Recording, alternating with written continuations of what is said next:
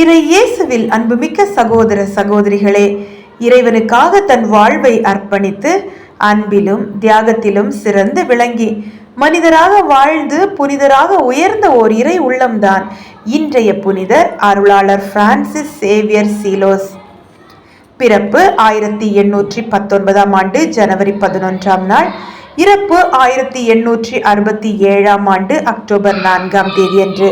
முக்திப்பேறு பட்டம் கிடைக்கப்பட்டது 2000வது ஆண்டு ஏப்ரல் 9. நினைவு திருநாள் அக்டோபர் 12.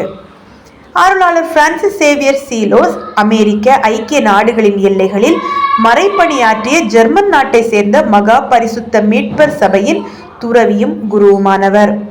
சீலோஸின் தந்தையார் மாங் சீலோஸ் ஜெர்மன் கூட்டமைப்பில் உள்ள பவேரியா ராஜ்யத்தின் ஃபியூசன் என்னும் இடத்தை சேர்ந்தவர். சீலோஸின் தாயார் பெயர் பிரான்சிஸ்கா.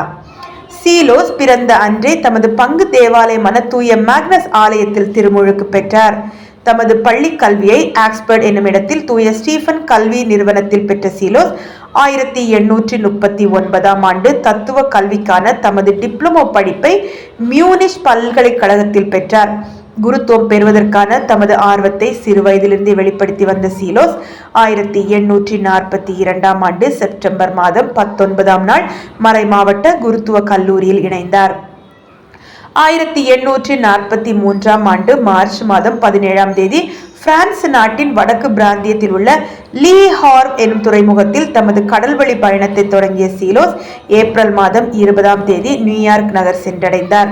ஒரு வருட காலத்திற்கு பின்னர் 1844 ஆண்டு டிசம்பர் மாதம் 22 நாள் தமது புதுமுக பயிற்சியையும் இறையியல் கல்வியையும் பூர்த்தி செய்த சீலோஸ் ஐக்கிய அமெரிக்காவின் மேரிலாந்து மாநிலத்தில் உள்ள பல்டிமோர் நகரில் உள்ள தூய யாக்கோபு மீட்பர் ஆலயத்தில் குருத்துவ அருள்பொழிவு பெற்றார். சீலோஸின் அன்பும் உள்ளார்ந்த இரக்கமும் பொறுமையும் தேவையில் உள்ளோருக்கு பதிலளிக்கும் விதமும் இவருக்கு பொதுமக்களிடையே பெருத்த வரவேற்பை அளித்தது. 1866 ஆண்டு நியூ ஒர்லியன்ஸ் மாநிலத்தின் லூசியானா நகரில் உள்ள தூய மரியாளின் விண்ணேற்பு ஆலயத்தில் பங்கு தந்தையாக பொறுப்பேற்றார். நியூ ஓர்லியன்ஸில் அவரது ஊழியங்கள் சுருக்கமானதாகவே இருந்தன. அதே வருடம் செப்டம்பர் மாதம் ஏற்பட்ட மஞ்சள் ஜுரம் என்னும் கொள்ளை நோயால் பாதிக்கப்பட்ட மக்களை சந்திக்க சென்றதாலும் அவர்களுக்கு சேவைகள் செய்ய சென்றதாலும் தந்தை சீலோஸும் அந்த நோயால் பாதிக்கப்பட்டார்.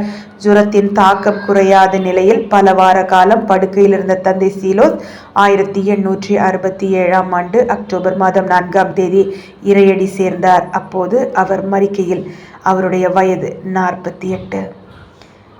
நாளை மற்றொரு புனிதரின் புனித வாழ்வை தரிசிப்போம். நன்றி.